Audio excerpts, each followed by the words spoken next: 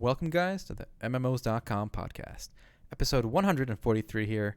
Altai, joined this week by the only. Omer. There he is. There we are, boys. All right. Eventful week, I would say. We saw a MMO/VR related movie, and I want to make the weekly raid about that movie. The movie is Ready Player One. We saw this, like 2 days ago? 3 days ago? Yeah, recently. And, okay, first of all, it's a kid's movie. Let's get that out of the way, But there are a few, nuggets of things to consider. Nuggets of thought. Toblerone's thought. There you go. For MMO players out there, okay? So, without too many spoilers, basically it's a giant VR, there's this giant VR MMO that everyone plays, right? And it's a huge, pretty much everyone plays it, like CEOs and like homeless people, everyone, somehow they all play it. And they all take it pretty seriously. So the core problem in the game is, first of all, forget the tech. The tech is super unbelievable. We have like lifelike VR, where there's a scene in the movie where this guy thinks he logged off, right? But he didn't. And instead, they tricked him into thinking he logged off, but then he's like in a simulation of his room. And he can't tell he's still in the game. That's how, so it must be like a full, sensory experience. We got like vision, smell, touch. So it's totally unbelievable. It's set in 2045. There's no way we're going to have this tech in 2045. But putting that aside, I thought the most unrealistic part of the movie was the fact that how hardcore the Oasis was. The Oasis is the name of the virtual world, and this is a hardcore world. It's open PvP everywhere. There's no safe zones from what I could tell. Full loot. If you die, you drop everything. And your character gets wiped. You lose all levels and progress, all experience if you die. Start at level 1. That's pretty hardcore. That is super hardcore. And that is, for me, the most unbelievable part. Because we already know that, people don't like hardcore, PvP games. I could see technology developing to a way we can get lifelike VR. Like that, no. I think that's pretty conceivable. What do you mean no? What do you mean? Of course we can. Absolutely not. I'm going to pull the bullshit Elon Musk example. And think we had Pong in 1970 or 80, whenever Pong came out, right? And then we have like we have like hyper realistic. You Battlefield 1. Battlefield the difference 1 from and Pong hold on. It's the same shit. There's no difference. Yeah, Pong and Battlefield 1 are not the same shit. What? Graphic technology has improved so much to be lifelike. Wait, between Pong to Battlefield. Graphics have nothing to do with lifelike. This guy, he took off the visor, right? Or he thought he did. And he couldn't tell he was still in the world. So that means the touch, the smell, the sense of like where your organs, like where your arms, there's so many other things besides the pixels. Visual part is there. Oh. The visual part is getting there. No, sure. Obviously, the haptics of the touch and the feel and the smell aren't there yet. That's conceivable, though. I don't think it's conceivable. What do you mean it's not conceivable? Not conceivable. I'm saying even a million years. We're nowhere for that stuff. Okay, look. I agree. I'm not saying it's around the corner. It's not even on the board. Hold on. Like something like breaking the speed of light barrier might be like literally theoretically impossible. Like it breaks the laws of physics, right? Does our VR system break the laws of physics? Can emulating smell break the laws of physics? No, of course not. These are all things that are possible. We can argue how far we're getting there. That's conceivable. The movie is set in 2045. That's what? Okay, fine. The year's off. Who cares? Less than 30 years away. I find the technology more like believable than I find the fact that this full loot thing. Because if you look at where games have gotten from when basically gaming was first started, it's gotten more and more casual. We've seen MMORPGs especially grow more casual and less like open. There's less open PvP in modern MMORPGs. It's less punishment. So the fact that this game had full loot, open world PvP, where your character literally gets wiped if you die. You go back to level 1, you got to start all over again. That's actually pretty hardcore, and that actually sounds pretty badass to me. I would like to see that in more games. To me, it shows that it's what I've been saying. Games only have a stake when there's something to lose. If you can't lose, you're not playing a video. If you can't lose, you're not playing a game. I agree. Like I said, in pregame, you're staring at a blue box and getting dopamine. Okay, so what makes a game is the fact that there's a winner and a loser, in some sense. Like there's a possibility of like some structured, loss and win like that. That's actually a pretty good point, because when you phrase it like that, I think one of the reasons I'm playing so much Final Fantasy XIV lately, you make fun of why I'm playing the game, because I'm doing it to climb a ladder on a third-party website that's not even built to the game, and you say it's pointless. Yeah, to a degree it is pointless, but the reason I'm doing it is because I want to compete with these other people, because the game itself isn't offering me some form of like challenge in its own way. Then finding challenge in a third-party way, like that's my challenge. I don't want to get too sidetracked, but I did not say what you were doing is pointless. What I said, there's nothing wrong with trying to climb that list of like the best PV damage dealer or whatever. The part I found odd was the fact that you are queuing with randos try to clear it quickly and efficiently. Whereas if you were trying to climb that thing for real, you would find 7 people like yourself, and you would all climb your respective classes together on that list. And that would be much more efficient, much more enjoyable, because you're playing with other hardcore people who are as dedicated as you are. You know what I'm saying? So, but that's a side thing. That's, With Ready Player One, I think regardless of what we thought of the movie, first of all, what do you think of the movie? What was your overall feelings after? I did not like the movie. I think the story was god awful. It was like self-contradictory. I actually burst out laughing several times during the movie, and Omar had to shush me once because I was being too loud. Like the acting, but it was supposed to be a kids movie. It wasn't supposed to be serious. Like it was supposed to be silly. Was it supposed to be a kids movie? I don't think so. Oh, if it was written and directed and like acted like a child movie. People were dying. People don't die in kids movies. People were dying. Who died? I'm trying to think. No spoilers. People were dying. Really? I don't remember people dying. All right, you don't remember like terrorist activities going on in the real world? All right, yeah. Somebody wasn't even paying attention in the movie. But those are non-characters. Like we don't even know who was in those buildings. Like they missed the main guy. Yeah, but whatever. I actually, I'm gonna spoil it because I don't care. You know what's funny? This kid loses his whole family. Not just his family. He loses all his neighbors that he's known for his whole life, and he doesn't blink. Like not once does he show remorse or like he doesn't look back. Like he's like, oh, I guess they blew up my whole neighborhood. I'm just gonna keep. Like he just walks away. Like there is no thought given to his entire life being lost in front of him. So definitely some poor decision on the acting. However, I'm gonna take an opposing stance from. I enjoyed the movie. I thought it was fun, and like if you ask me like rate the movie's story, it's like acting. They all get shit scores because the story wasn't good, the acting wasn't good, but it was fun. It was enjoyable. There were some funny one-liners. The entire audience was laughing in certain points. It was a fun popcorn movie. Don't go in there expecting the super serious movie, and just go in there to have fun. I think you're gonna have fun. Yeah, it was fun. All that being said, if you have Movie Pass, $10 a month, one movie a day, it's worth seeing, especially if you're like an MMO gamer or you're into gaming, because there are some good nuggets of shit to talk about in there. And what do you think about the game? Like, I think Ready Player One the movie is gonna be good for MMOs as a whole. I think it's sparking. I mean, obviously MMOs have always been a thing, but it's kind of fallen away from the mainstream. I feel like average gamers today don't really know what MMOs are, like especially MMORPGs. Like World of Warcraft is still the kind of that one big game that people kind of talk about. That I guess maybe the average gamer might know World of Warcraft, but I don't think the average gamer is going to know even what the hell Elder Scrolls Online is. They'll know what Elder Scrolls is, but no, or like Final Fantasy XIV or Dungeon Fighter Online or Maple Story. These games don't mean anything to the average gamer. So I think maybe this is going to bring the MMO discussion maybe a bit more to the mainstream, at least for a short while. It might inspire some more, some more MMORPGs to be developed. I think as a whole, the movies are good for the industry. Sure. I mean, any movie about gaming is generally good for gaming. I actually wanted to talk a little bit about the end of the movie, actually. All right. And so in the end of the movie, basically what happens is the evil corporation Spoilers. is defeated. Okay, the bad guys lose, right? The suits lose, and the kids take control of the server. And it's funny, they call themselves the High Five. What a lame name for a guild. But High Five Guild. What they do, one of their first acts is actually to shut the servers down every Tuesday and Thursday, because they say you can't replace the real world, so go out there and enjoy your real life on Tuesday. That's bullshit. Now, that already broke immersion. I wanted to bring this up to you, Omar, because I think perhaps you would benefit from this, so you have something to do on Tuesdays and Thursdays rather than play Final Fantasy. All right, real talk. Anyone who, like in the movie, the main character and the people that were like the main characters all kind of invest into the game. They were basically addicts, right? There is no way on God's green earth those addicts are going to voluntarily shut down the server for everyone on Tuesdays and Fridays, whatever the days were. That's bullshit. That already broke the immersion again. That would never happen. Why? What do you mean? Well, hold up. We already have. We wouldn't do that to themselves. We already in China and Korea, governments already restrict playtime.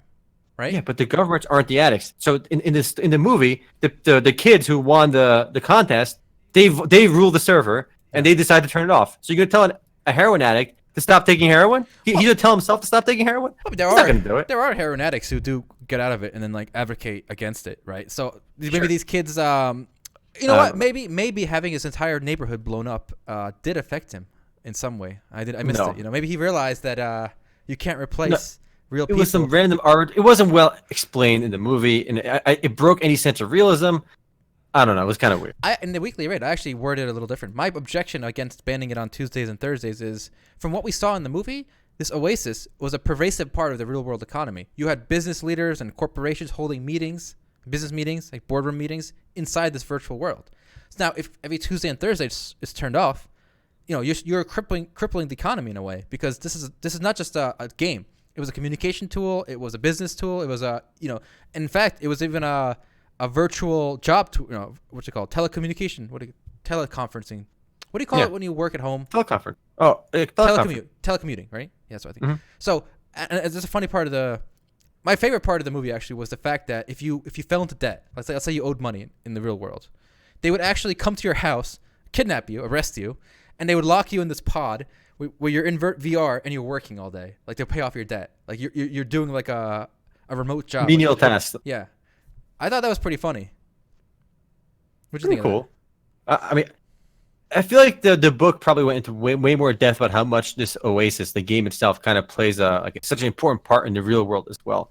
Because like there's really the currency in the game is equivalent to like real life money as well. There's an RMT value to currency in the game. So the movie didn't really explain that too well because they didn't have time to do it. But I think it's a pretty neat concept though. But it's weird they can just abduct you. You heard it here make first. You work for Debtor's Prison is a neat concept. Omar Altai, 2018.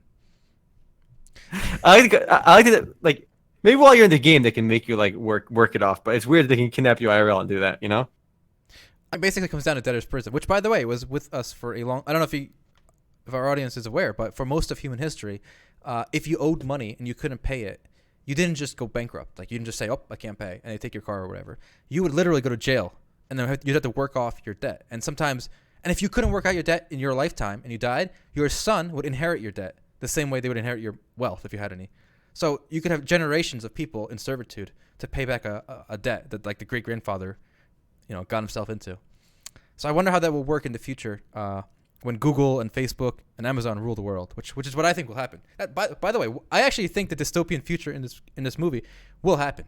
It won't be around VR maybe, but I am a dystopian person right now. And Omar and I have different. I don't think Omar is not so much a dystopian guy.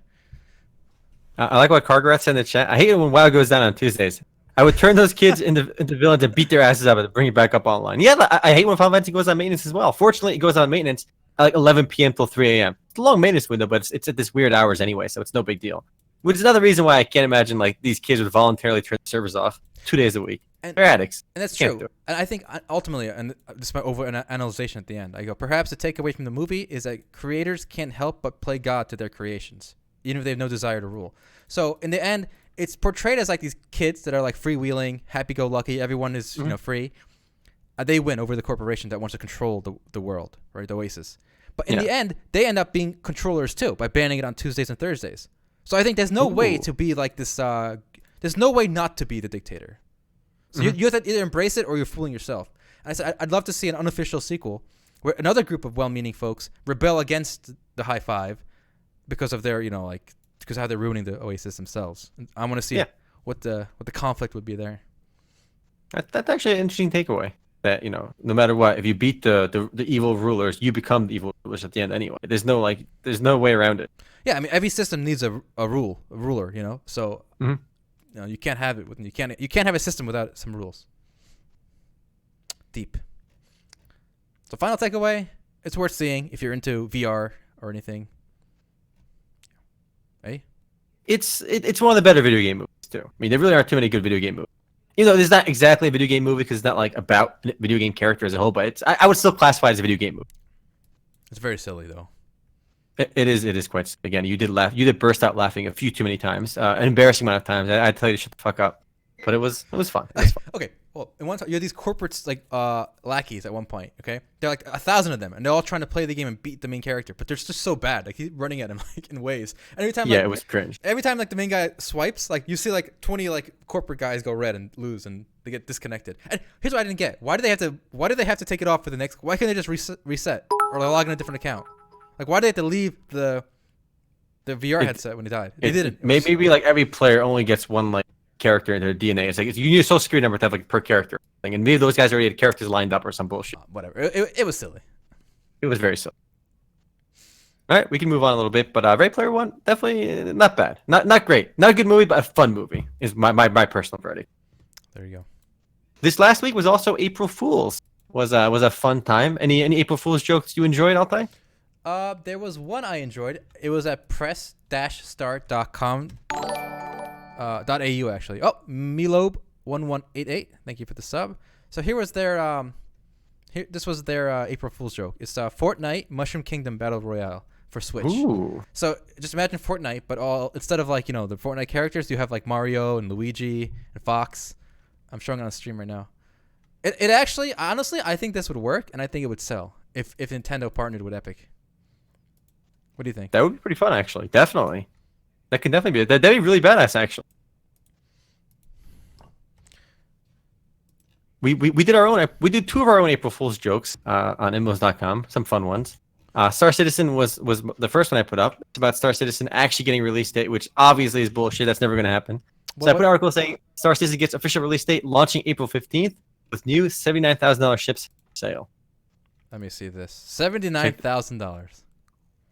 And that's at 50% off their regular price. And they have a special limited edition insignia on them.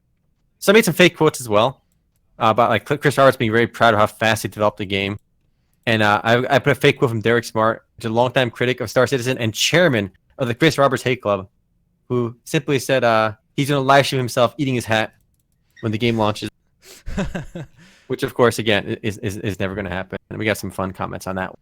Oh, no. I also put one up real quick for Final Fantasy XIV as well, which as I put this article up, this fake news up, I actually kind of wish this was a thing.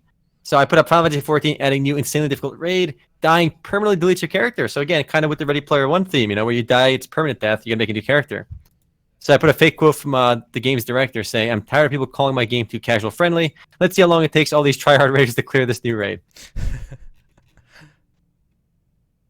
There's a comment as well from saying, like, the saddest part of this April Fool's is that are we more inclined to get this game if it was true? And one guy replied, "Totally agree." Wow. So you got 2 new subs if you do this FF14. Listen up. Real talk. Absolute real talk. Don't you think World of Warcraft, Final Fantasy XIV, Elder Scrolls, every MMORPG would benefit by having one raid where you can only access at max level? There's 15 different warnings that if you die there, you get your character deleted. All your items deleted.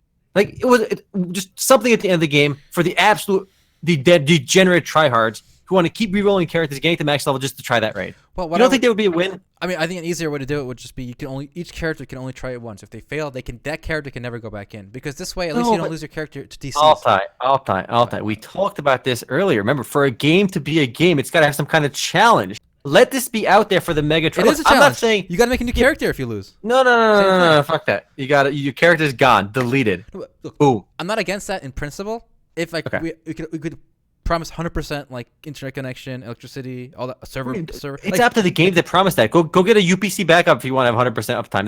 That's not the game's fault. No, but the WoW, no, it is the game's fault. What if the WoW server? If the WoW server crashes, they can give you they can measure when they crash. They can reset your account there. Well, that's what I'm saying. They got to do something. If it's their fault. But okay, wouldn't it just be easier? Each character can only go in once. Then that way it's still the same problem there. What? What's the problem? The same problem as what if you get disconnected. Sure, but at least you don't lose your character. You just lose your chance. Yes, but you still lost your chance. You got to reroll and get there. Yeah, so it's a good compromise.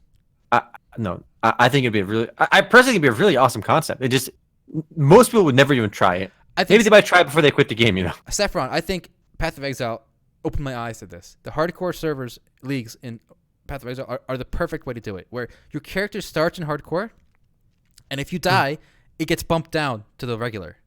So so no item or character that dies can ever go back to hardcore, right? So all your equipment in the bank is also gone, right? Or in your stash. So it accomplishes the same thing as the Diablo hardcore system, but it's not so punishing that you lose your character if for DCs or lag or server crashes or whatever. It's just a better way to do it, I think. But it also makes it. Path of Exile is a great system for that as well, right? It's cool. But for an MMORPG, I think having that giant potential loss.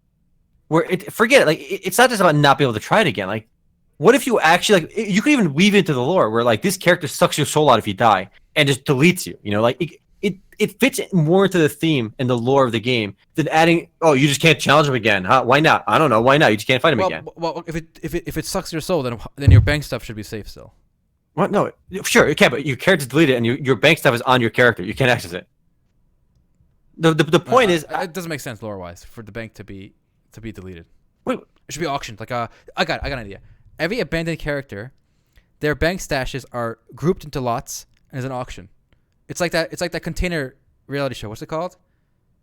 They buy the containers from Storage Wars, MMO edition. All right. So did RuneScape do that? Did it? That'd be pretty cool. Yeah, RuneScape did their own like storage wars thing. That's pretty cool. I like pretty badass concept.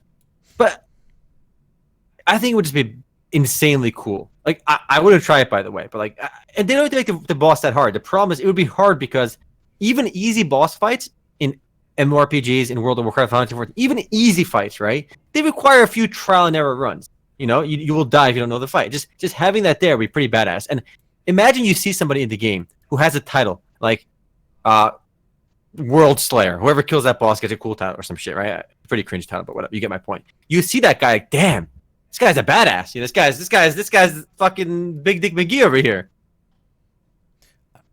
I am super in favor of independent zones where there's a different rule set. So like Final Fantasy XIV did this with the whatever it was called.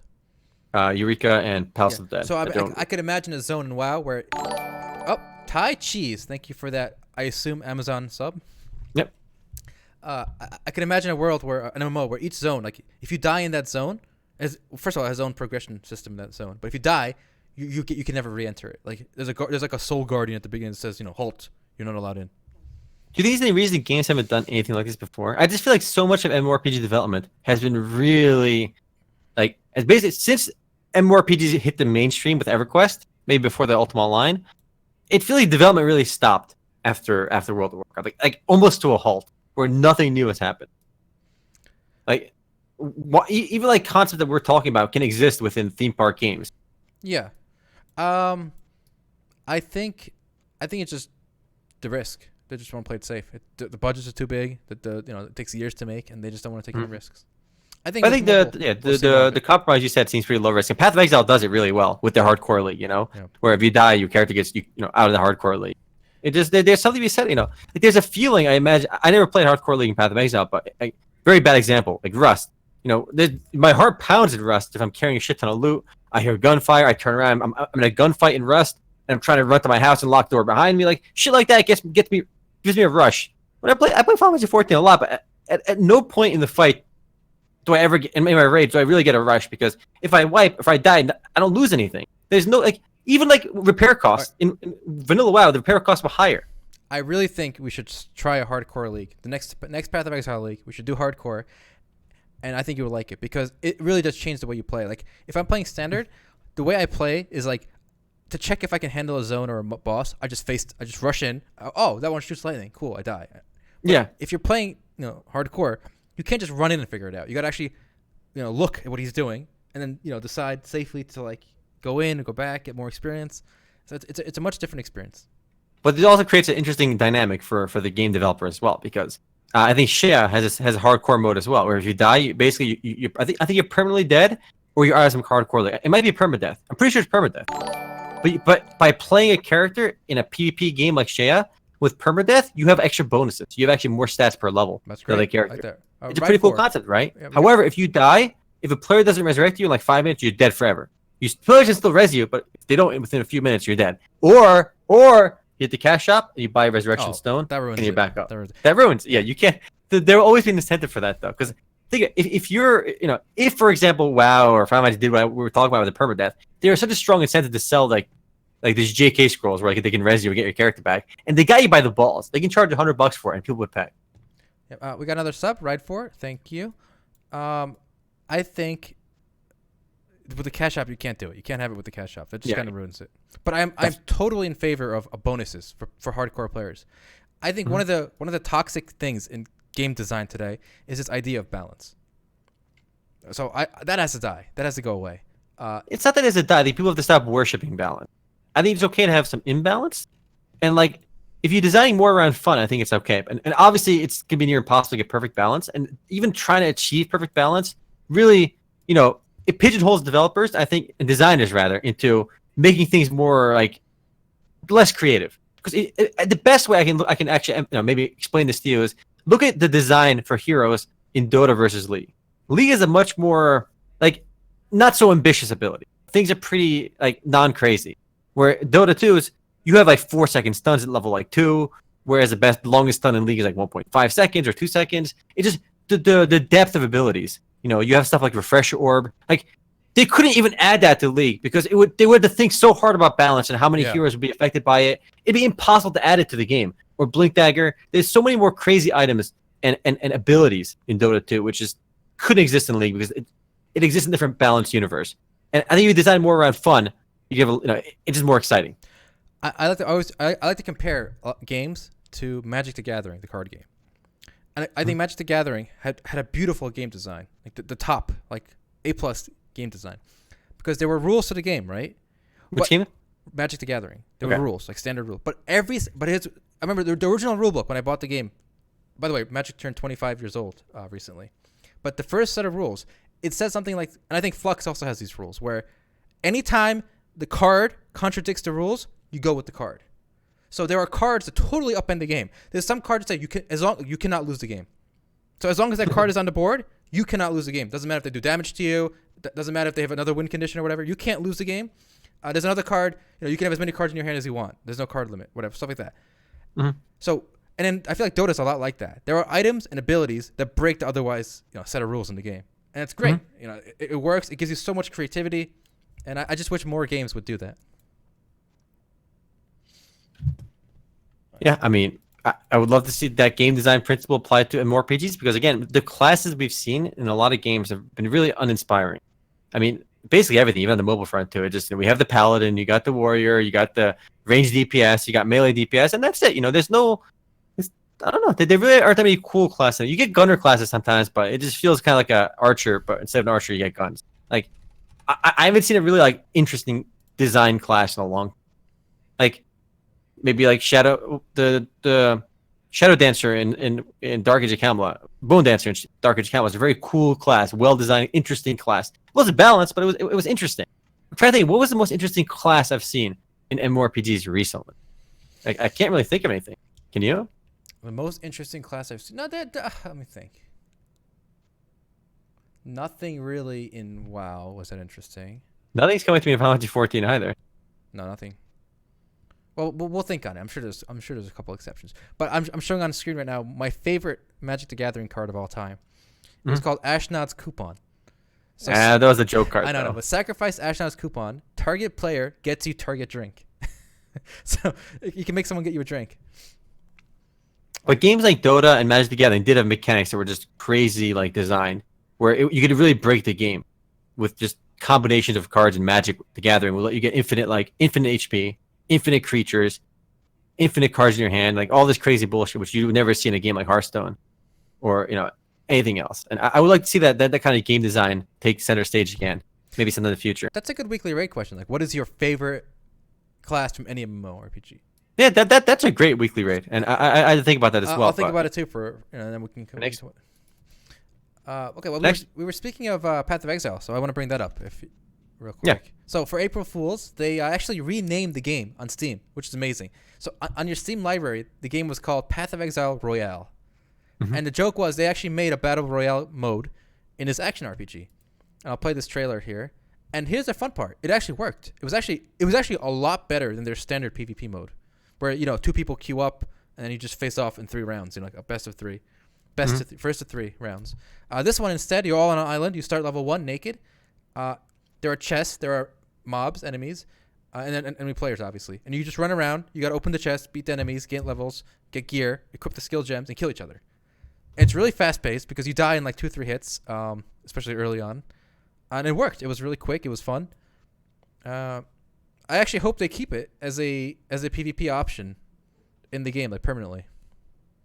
I mean, yeah, why not? It's a functional system. They designed it in one day and made it work in one day, which is pretty impressive. They added this whole game mode in a day, right? As a joke. Yeah. And 1 day of development. 1 day. 1 day. Pretty badass. They got shit done, And what I found funny about this is, I think this actually proves that the Battle Royale mode can work in lots of different genres. It doesn't have to be shooters, because so far all we've seen is shooters, right? Whether it's Fortnite, PUBG, Paladins, whatever it is, right? But this is an action RPG, and I think an RPG style battle royale could actually be amazing. Imagine something like Fortnite where everyone starts level 1, and then you got to level up. You can specialize, you can go building mode. Imagine you have a stack of 4, right? One guy can go builder. He's quick at building. He builds turrets and stuff. One guy could be good at gathering. One guy is good at shooting, melee, whatever it is. I think this would open up a whole, range of possibilities for the genre. But I think the problem is like what makes Battle Royale work really well in shooters. Imagine like World of Warcraft Battle Royale, right? And you start level 1, you can find like gear and stuff, right? The problem is with a game that's not an action game. So if we're like if I'm a warrior and you're maybe you're a warrior or you're like a rogue or something, and we're fighting right 1-on-1. The problem is going to be whoever's got the better gear and the more experience is going to win 100% of the time. Like No, that's why it doesn't. I don't think it would work very well with. It wouldn't work in RPGs. existing like WoW, but just imagine an action game with RPG elements. So Yeah, imagine, if you have an action RPG where there's skill involved in Yeah. how you attack, yes, you can do it. Sure. That's the reason RNG works so well. In PUBG and Fortnite, you can get the best loot, but some asshole with a pistol could two-tap you in the head if he's just better than you. Yeah. Or he gets lucky. Gets a jump on you. Yeah, you can't do that in WoW or other genres. I didn't mean like in WoW. I Yeah. meant like a game like WoW. Like, imagine like an RPG. You level 1. You level quickly though, and levels don't matter that much. Like you still get like 3-shotted, and you just get different gear, different specializations. I think there's a lot of possibilities there. I think you're gonna have Battle Royale coming in Black Desert Online. Thoughts? It's an action MMORPG, so it could work there. That would work really well. Yeah. But it would be designed well. I feel like it'd be more complicated. I do feel like, almost to a degree, Path of Exile was really fortunate enough that like it could very easily fit that mold. Like the design decision to, with the skill gems, with the PvE versus NP, like it just seems like it works really well for it. Like whether it was intended or not, I just couldn't picture that mold working as well for other MMORPG, other games that aren't action. I mean, that's where the goal is. Because I mean, honestly, now is a little too late to be another shooter battle royale, right? It's the market's pretty established. It's PUBG for realistic, Fortnite for cartoony. So I think you got to bring something new to the table and something with RPG elements, maybe isometric view. These are things that you should consider. I think one of the reasons we're not going to get so much more development on PC MMORPGs is mobile games, as we've talked about before. But I find a pretty astounding statistic I want to share with you. I was looking to see if we find interesting data about some mobile games, and I found a game called Lords Mobile. Have you heard of it? I have heard of it. Okay, so look at the screenshot. This shows you how much money Lords Mobile has made in the year 2017, and this hurts. Seeing this statistic, it hurts me on the inside. It makes me die a little. Wow. So this is for the annual report for IGG, the company that makes Lords Mobile, and you can see year ended 2017. Lords Mobile made. These numbers are in thousands of US dollars. So they made $437.7 million off Lords Mobile. Have you seen this game? Show off this game real quick. I will. Go to YouTube and just search Lords Mobile. I will do that. That means it's made over $1 million a day. This game makes over this. Let that dollar amount sink in one more time. $437 million off Lords Mobile. This is a garbage Chinese pay-to-win strategy game. And we've all heard of Game of War. We've heard of Mobile Strike. We've heard of Clash of Clans. Like these are the big name ones. But an obscure game, almost obscure, like Lords Mobile, makes more money than basically 99% of everything we talk about in this podcast. Like World of Warcraft makes more. There are actually 5 games in the PC that make more money than Lords Mobile. 5 games that we cover. That's Dungeon Fighter Online, League of Legends, World of Warcraft, World of Tanks, and Crossfire, the shooting game. Besides those 5 games, Lords Mobile makes more money than Hearthstone, than League of Legends, than Final Fantasy XIV, than MapleStory, than like all these other big games. Lords Mobile makes makes over twice as much money. They make more than twice as much money that Square Enix makes off all their MMORPGs. Of this one game. It's frustrating that this is reality. This is the world we live in, where this garbage game. If you're a game developer, why would you ever make a PC MMORPG that requires a tremendous amount of work to make? Like, I guarantee the development costs for titles like this are a fraction of a massive endeavor like Elder Scrolls Online or World of Warcraft or Final Fantasy XIV. This is the reason we can't have nice things. Is this the one that Destiny plays? I think Destiny might be the... I don't know. Oh, that's something else? Okay. Might be. But honestly, they all look the same to me. I don't know if I'm being racist. Doesn't it hurt your soul to see this game just make more money than ESO, Final Fantasy XIV, and like Dota 2 combined? Doesn't it hurt this game? But to be fair, it's not like these people were playing those games before. You know what I'm saying? No, but of course, but the problem is it sucks away developers, right? Yeah. From everywhere else to make games like this. Like the people that do this for a living, right? Outside the people that are just so rich they can work on projects of passion, maybe when they're off work. the people that do this for a living are focused on making more games like Lords Mobile. That's true. I think the average skill level of like a PC developer is going down only because there's so much more competition for skilled developers now in so many other industries and genres. So that's an issue. I mean, clearly people do like these kinds of games. We are not the audience, obviously, but it still hurts my soul to see just how much money a game like this can make. Like how it's like you can be a successful game, but games like Elder Scrolls On are these massive endeavors, and they make a fraction of this throwaway mobile game. It just hurts my soul. I think though, on the bright side, we're going to see convergence. More games like Fortnite, where you can play cross-platform on PC, mobile, and the console. And then when that happens, I think the player base for even for us PC gamers is going to be much higher because the people we're going to be playing with are going to be playing on their phone. And obviously, we're going to have an advantage, hopefully, if we're like not retarded, and we can kill them. On the mobile front, I want to show you the actual Final Fantasy XIV April Fool's joke. Have you seen it? No.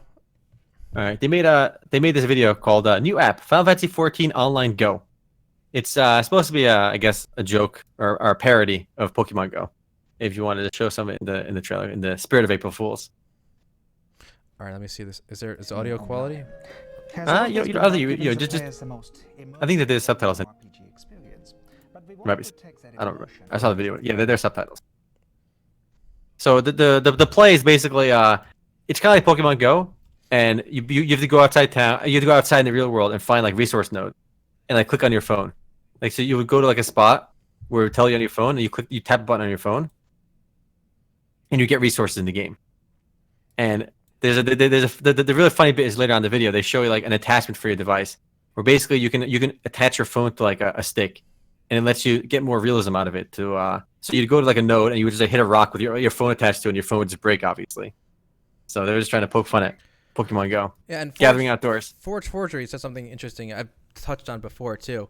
I do think this is the future of MMOs. What we're seeing in this trailer. This parody trailer? This parody trailer. So basically, people who are playing, imagine like you're playing a game, right? And you need like ore to like make swords. The only way to mine ore will be on the app version of the game, where you play like Connect 3 to mine. And if you Connect 5, you get like rare ore, whatever. That's actually a really, really good idea. I actually can't emphasize how good of an idea that is. Maybe you should expand on that a little bit. What you mean? So sure. So what I see, imagine like a multi-platform game, cross-platform game. Just do the World of Warcraft or Final Fantasy XIV. Sure. Use those examples. Where the crafting elements, the gathering elements, maybe the house decoration elements, if there's a housing system, can be done on the phone. So while you're at work commuting, like imagine you're coming home from work or on a train. You got 40 minutes to kill. You can spend that time mining, gathering your alchemy ingredients, through mini games on the phone. And then that way, when you get home and you're in front of the PC, you don't have to waste. Because so many people today have jobs and lives, and they can't just waste 3 hours a week gathering material for their raid, the potions and buffs. So if you could do that part on your phone through mini games, which you're playing anyway, you're already playing Candy Crush. So why not do the exact same kind of activity, but instead make progress towards your main game? And then that way, when you get home, you can do the fun stuff on your computer. I think it'd be a win-win for everyone.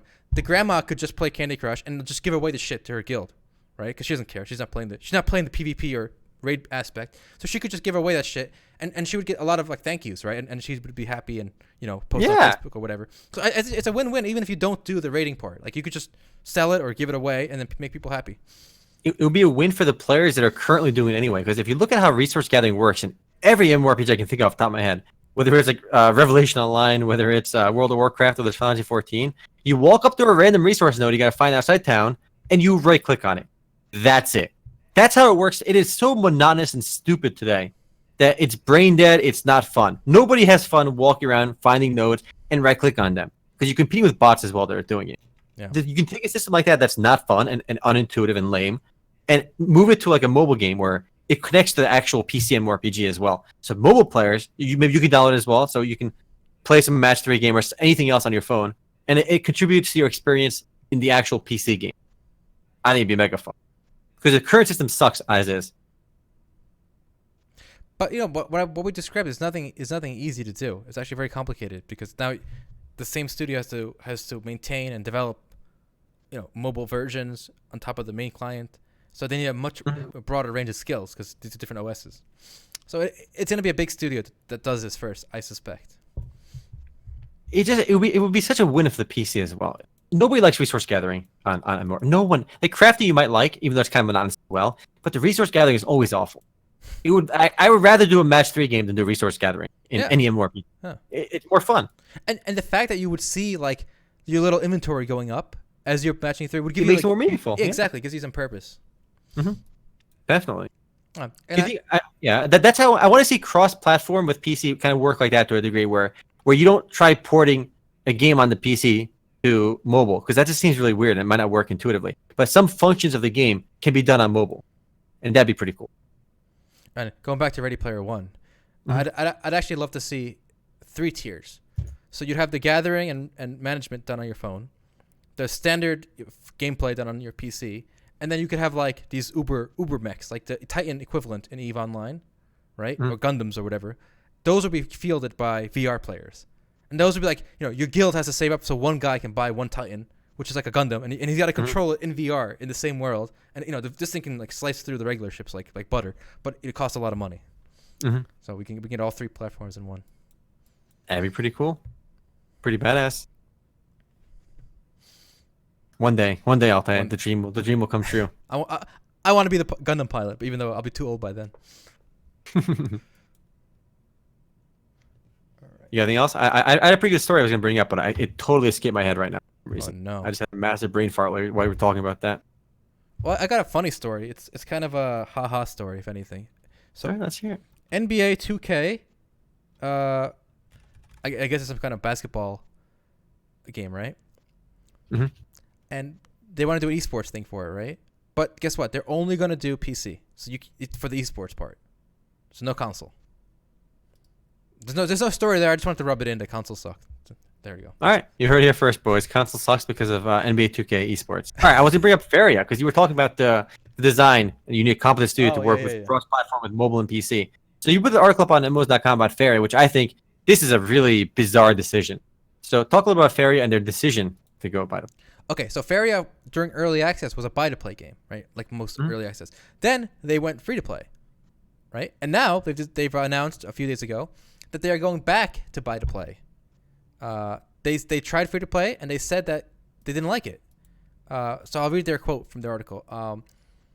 While we love the concept of free-to-play, we haven't been able to find the right balance to make it financially sustainable for Faeria, and making this change will allow us to focus our energy on creating regular, high-quality content for the foreseeable future. What they mean by decision is going back to buy-to-play. And I've said this for many years, that it's not easy to be free-to-play. It's actually more work, because a constant part of your development, every time you want to add new content, whether it's a new class, character, whatever, monetization has to be part of the design decision, like the design process. So it's a lot easier to be and this is why we got buy to play before we got free to play. Small studios, like if you're a small team, you got to make your game buy to play, because I think you need at least a couple people, full time designers on payroll, just on monetization if you're a free to play game. Look, if you're talking about a game like an actual like Revelation Online or some kind of like Terror, you have a point. And arguably, just cosmetics doesn't always work, right? You have a point there. When you talk about Faeria, these guys have no excuse. The business model for monetizing a card game is literally like Hearthstone is already popularized in the digital format. The game is free. You can farm packs or you can pay money for packs. It's worked for Hearthstone, and they're the biggest digital card game on earth, making over $200 million a year. And these guys can't figure this. This is all bullshit. This comes down to something very simple. Their game just wasn't successful. It didn't have the player base they wanted to have, and it has nothing to do with being free to play versus buy to play. In fact, if the game was buy to play, it would be dead over a year ago. No. I also think free to play needs a bigger player base to sustain it. So what works for Hearthstone scale does not necessarily. If you copy Hearthstone's business model, but you have 1% of their player base, you might be broke, because If you have 1% of Hearthstone's player base as a free to play game and you go buy to play, you have now 0.001% of Hearthstone's player base. And now the people that have bought your game will never find a match because no one's playing your game. In fact, it's a death sentence to have a buy-to-play game with a small player base. It's a death sentence. No, you won't find it. These games require big pools of players to have accurate matchmaking. So I would challenge that Hearthstone has it all figured out. From what I remember in Hearthstone, they constantly changed their system. I remember they used to have these things called like these PvE wings or whatever, and you could buy them with coins. And then they still do shit like that. No, but now they got rid of them. Like some of them are not even there anymore. Those wings, like they do change this. Like Hearthstone, I don't think has decided on everything yet. It hasn't figured everything out. There's constant changes in what they're selling you, how they're selling it. My point is, Faeria they have this excuse that like we haven't figured out how to make it. No, here's the reality, right? Here's what actually happened in Faeria, and I'm 90% certain of it. All right, I think they're working on a new game. The guys behind Faeria, they basically gear up on Faeria. Yeah, basically they gear up on Faeria. They're already done with it, right? And like we don't want to keep, maybe they figured they might make more money making it buy to play now because they don't give a shit about the game anymore anyway. That they might be able to get people to buy it and they'll make more money that way. But I think it's gonna kill their game because if the player base drops and the queue times are longer, a card game. Look, in fact, I would say a card game or a MOBA are dead if there's no player base. Whereas you get an MMORPG with like 5 players online, it makes no difference because most MMORPGs can be played today by yourself anyway. I played Revolution Online, I played Terra, I've played Final Fantasy XIV, World of War. All these games can be played solo for hundreds, if not thousands of hours without really interacting with other people. That's not the case in Faeria or any MOBA. You have to interact with people. And the moment your player base dies, and by making it buy to play, I think it's going to lose a good chunk of its players. It's going to be a disaster. I mean, when they go buy to play, will you get all the cards for free? First of all, everyone who currently has the game, right, in their Steam library or whatever, will continue to have it. Okay. So if you play it now, you will have the buy to play version for free. So they're not going to lose any existing players. But you are correct that this is basically a move towards maintenance mode in a way. Yeah. Because not only are they going back to buy to play, but they are shutting down the mobile version, which was in beta. So they're abandoning that. They're going to be PC only, and buy to play. And yes, but this proves though that maintaining a buy to play game is cheaper than maintaining a free to play game.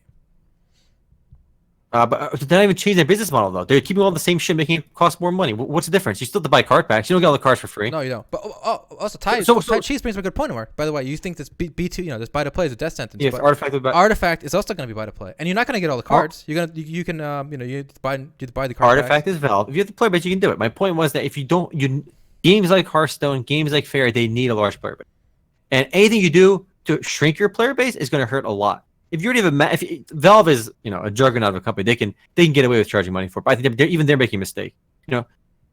I think Hearthstone has proven how much money you can make as a free to play card game. Over $200 million a year. It's one of the highest grossing PC games in the world. I think Artifact's gonna print money, and here's why.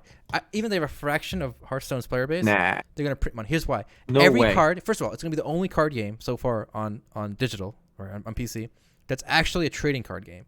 So with Artifact, you're gonna be able to sell individual cards and packs on the Steam marketplace. Now that means every time you do that, Valve is getting a huge cut because not only are they getting a cut for it being a marketplace transaction, but they're also the developer and publisher, so they're getting twice the cut. So every card pack they sell, right? You open the card pack, you get like 8 cards, you don't want them, you sell them. Now the guy who buys them from you, maybe a month later, he sells it, and then he sells it. So each card is going to make them so much money. Well, it's going to keep recycling. Do you not think this is going to roll into the territory of like gambling and like regulation? Because like if you're buying literally a loot box, which is a booster pack, that you can translate to cash through Steam's marketplace. How is this not gambling? Well, I mean, you can already do that. You can sell loot boxes in CS:GO. You can sell loot boxes in Dota. In the marketplace, it's something new. But the loot boxes themselves sell for nothing. You pay money. To no, some of them sell for something. Remember PUBG? The loot boxes were selling for like $10, right? Every time a new loot box comes out in PUBG, but you can't buy the loot boxes with US dollars. Well, you can if you're on the Steam marketplace. Yeah. So it's already gambling. We're already there, baby. We're already there. Actually, I recently sold. I think PUBG released some new crates this last week, and I am mind blown. If you have not bought PUBG, you actually missed out on like literally free money because I very casually play the game now, and every time there's a new loot box, I log in, I buy the loot box, and then I sell the loot box because I sold loot box for $6 yesterday. $6 for one loot box, which I got for free. You spend like 800 in-game currency to get it, which is a couple like 5 rounds. It's insane. I've made just selling loot boxes. Forget the trench coat speculation. Right? I made a lot of money on that.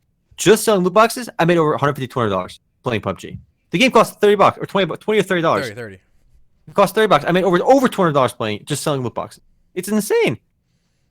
It's been free. It's been such a. Who's paying $6 for these free loot boxes? I don't know. Pretty crazy. I don't know either, to be honest. Yeah. But like, imagine how much it's making from that. Now remember, and also Bluehole is getting a cut of that because they. But with Artifact, I think they're gonna make a shit ton of money because people. You assume it's gonna be popular. You assume that people will speculate. What makes you think they're gonna be able to one up Hearthstone, who has such a dominant presence in the card game? They probably won't in terms of player base. But here's what I'm saying. Imagine there's like a 0.01 chance to get like a foil Queen of Pain card. Sure. that card's gonna be like $1,000 or something. Okay, sure. And it's gonna keep changing hands. And every time it changes hands, Valve gets $100. Sure, Valve are making money off it. Yeah. It's gonna be so much money. I still don't think they're gonna come close to even how much money Hearthstone.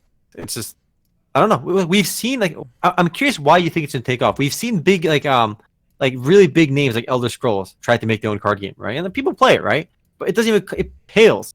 It's got like 2,000-3,000 players online at once, which obviously is not a bad, is a great figure. But it doesn't come, nothing. It's not, it doesn't even make anywhere near 1/10 of Hearthstone's money or player base. Well, what makes you think the Artifact will, as a buy-to-play game, is going to attract such a massive audience that people will play it? Well, I see what I mean by massive. I see if it gets 10% of Hearthstone's player base, it'll be. That's already a non-starter because the Elder Scrolls franchise is enormous, and their trading card game couldn't get 1% of Hearthstone's player base, and it was free to play. What makes you think who's going to buy Artifact? I would argue. I'm not going to buy it. The percent of Valve Steam users. First of all, it's a Steam first-party game. Yeah, it's a Dota franchise. So I think those two alone, the fact that so many people that play that have Steam like Steam games, they like Dota. I think it's gonna get a huge boost just from that. All right, I kind of pose the question real quick to our audience. I'll do a quick straw poll because like it's weird. Like if this game had been free, I would be excited for it, right? Because it's a Valve game. It's another take at a card game. I would try it, right? But as is, I actually have zero interest. Because I don't want to pay money for a random card game I probably won't like anyway. So let me just drop this straw poll, see how everybody feels about this. You also have to remember that the average age of a Dota player is a bit older, right? Sure. And older people like card games. They're easy to play. They're casual. You probably play around while you're queuing for Dota. Yeah, and they're playing Hearthstone. Why should they learn this new card game? It's going to cost them money to buy. They have money. You know, they're older players. You know, they're already invested in Dota. Like so many people I know that play Dota, I've already subscribed to the $5 a month, useless Dota Prime, Dota Plus, whatever it's called. Mm-hmm. Personally, I'm not. We are getting people that are saying they're excited for it, though, which again, I'm impressed because I think it's games like Hearthstone. They create a pretty big moat around them too, because people that have been playing Hearthstone are so invested in Hearthstone. To play a new card game, you have to unlock all the cards. It's such a grind to get cards. The only reason I played Shadowverse is because they gave me so many free cards. I can make fun decks right from the get-go. I mean, I'm trying to reimagine the grind to get cards in Hearthstone. It's not something I would look forward to. Well, you don't have to grind. You can just pay money. Mm-hmm. There you go. I mean, this game will cost money, and you got to buy cards. Also, one of the problems I had with Shadowverse, I couldn't get into it because the characters meant nothing to me, right? Like the world meant nothing to me. I felt the UI was poorly designed, which I think we shared. So the fact that this is already gonna have characters I recognize, the Dota world, that alone puts it ahead of Shadowverse for me already. Like, is it enough to make you buy to 10, 20 bucks, whatever it costs to buy up front and then buy packs for money? It depends on the price. Definitely depends on the price. If it's like $5, yeah, sure, whatever. I can spend $5. I think like 20 is my top. I would give it a try. I'd be excited and would give it a try if it's free to play. But for some reason, I feel like Hearthstone has anchored me to a point where I cannot justify spending money for a digital card game where every other digital card game is free. I can go play Gwent. I can go play the Elder Scrolls 1. I can play Shadowverse. I can play Hearthstone. These games are already all pretty big as is. These are not like tiny games. I don't know. I just feel. I mean, the only thing cool about this is it's being, I think, designed by Richard Garfield, the guy that made Magic the Gathering. That kind of piques my interest a little bit, but I don't want to pay money. Speaking of paying money for something, I want to talk a little bit about Sea of Thieves. I haven't tried this yet, or I know you have, and it's getting a bit of a mixed, not even mixed. I think everyone's hating on it right now. It sold 2 million copies, making it Microsoft's best performing first-party title this generation. Insane. 2 million copies, and $60 a copy, by the way. And that 2 million number is not counting the people who signed up for the Game Pass for $10 and tried it.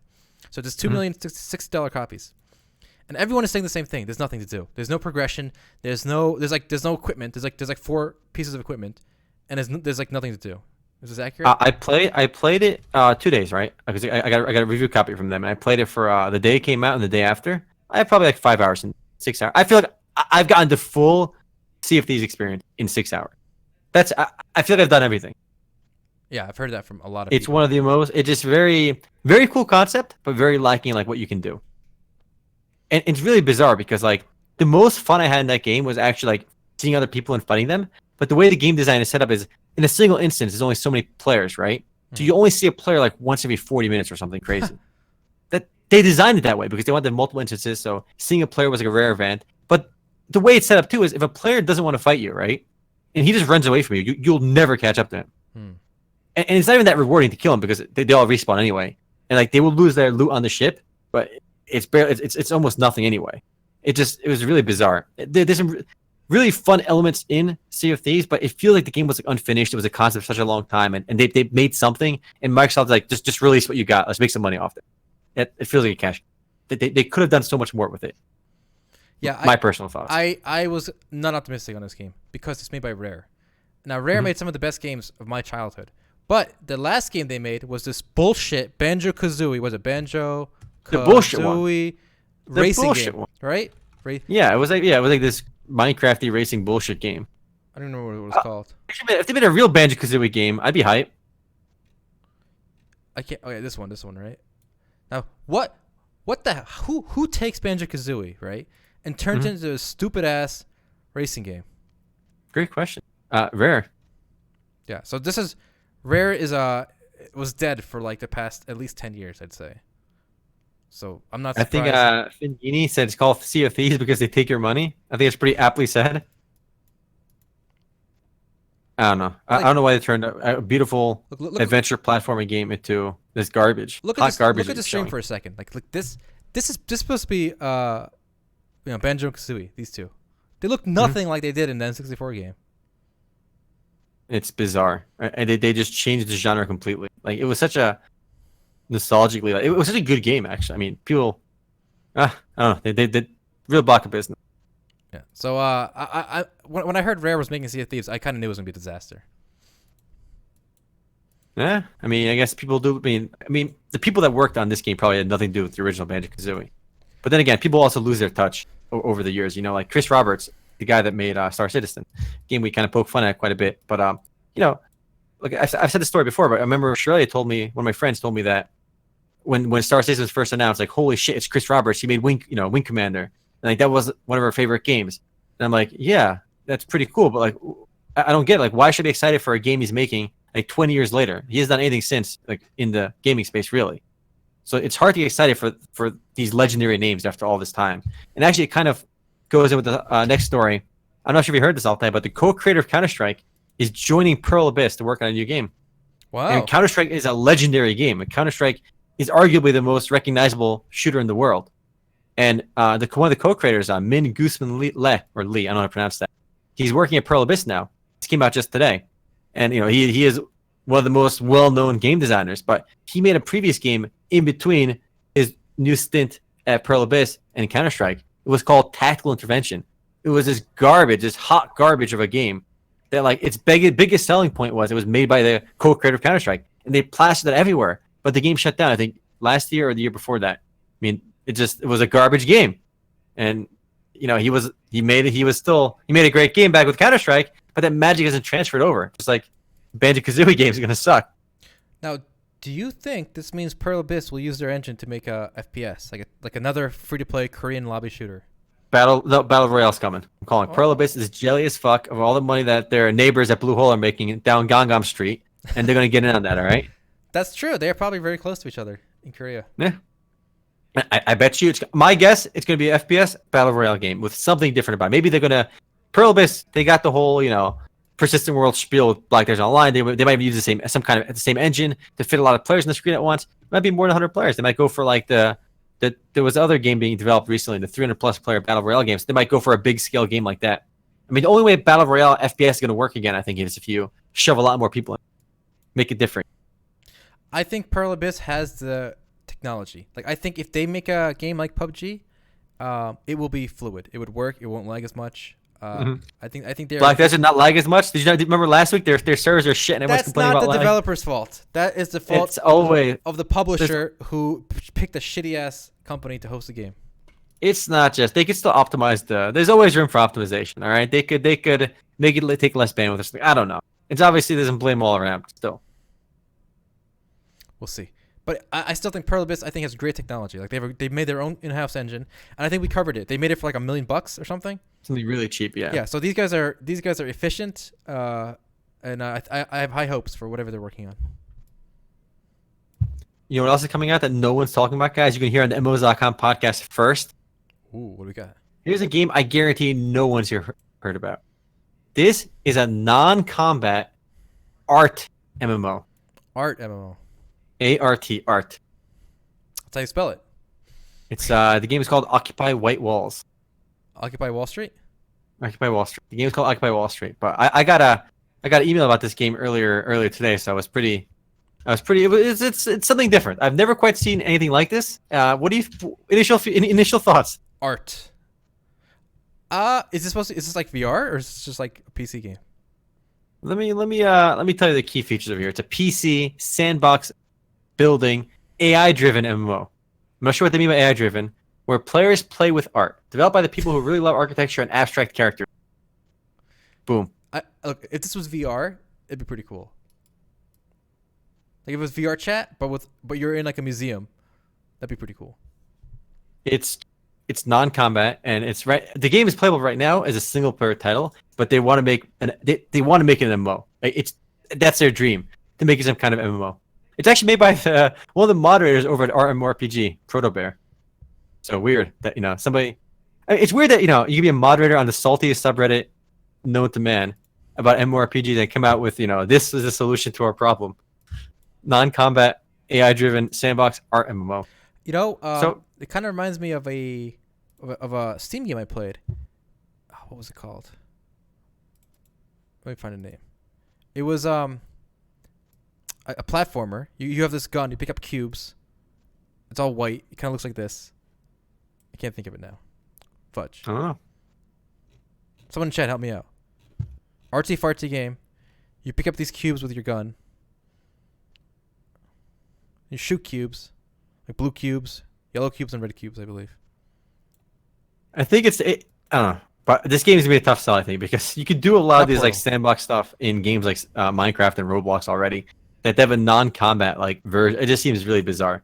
But clearly, this guy's doing what he loves, so it's interesting. And I want to give it a shout out because it kind of falls under a discussion of we don't really see too many new things. So this is at least something new, even though it's not something that really excites me. This non-combat Antichamber. art MMO. Antichamber. If you guys want an artsy fartsy game, okay, play this.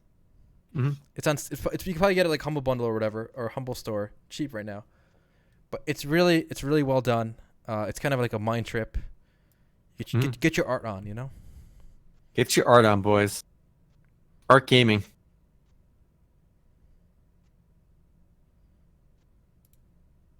But I feel like people can make their own like creations, their own like art in those games, and like their own like museums and put their own art. It's going to devolve to porn, guaranteed, boys. If you have a game like that, it's going to go to porn, 100%.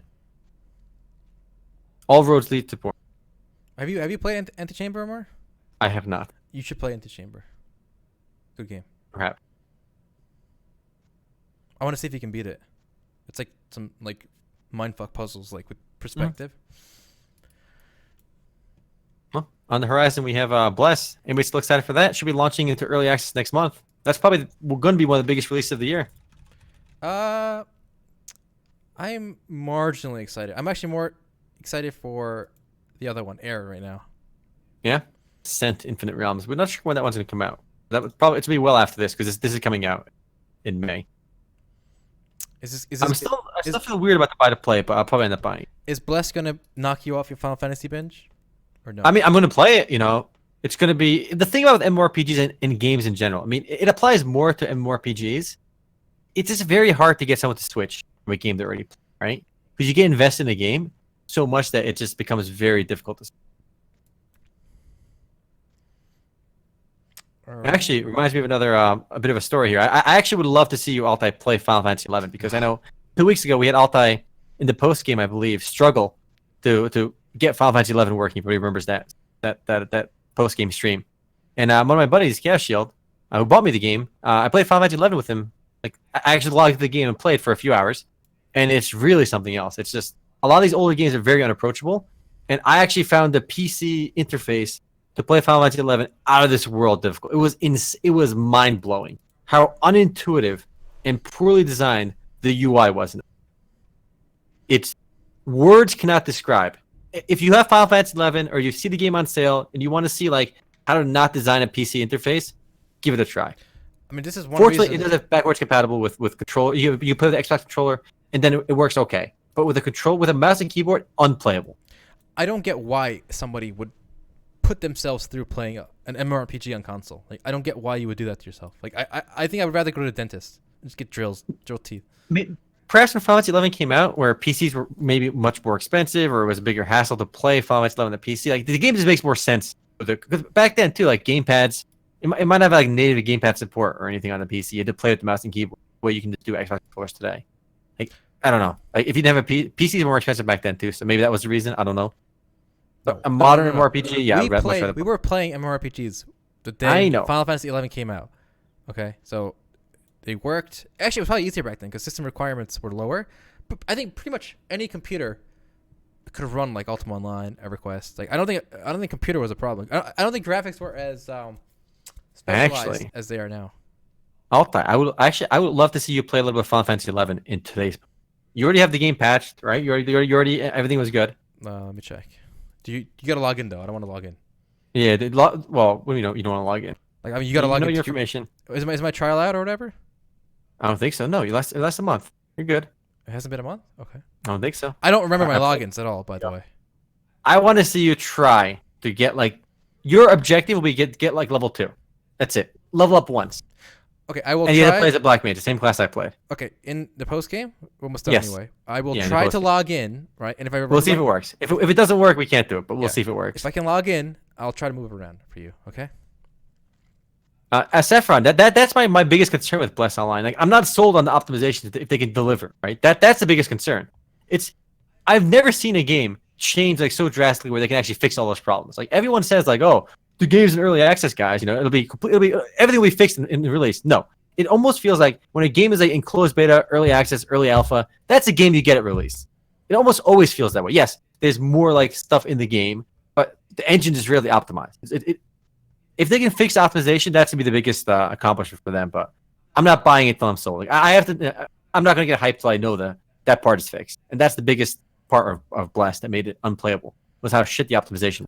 I don't have much hope for the tech behind Blast because remember, it's an Unreal 3 engine game, and that thing is so dated now. Like, I mean, Blast started development God knows when. We have it listed on our most expensive MMORPG list, but it's an old game now. Blast, don't forget, guys. All right, well, I think that's it for this week. Anything else? Anything else spicy? No, I'm actually really, really excited to see you try playing Final Fantasy 11. Like, it's really. I'm level like 17 in Final Fantasy 11 right now. All right, but I played some Final Fantasy 11, and I had a good time because my buddy Chaos is showing me around. It's near impossible to play that game without somebody telling you like, okay, how to do what and what to do. So anyway, call it for the podcast. I want to watch you play Final Fantasy 11 a bit, and it's going to be exciting. All right, thanks for watching, guys. Hopefully you don't have the patch. We'll see. We'll see. Okay, Thanks for watching, guys. Yep.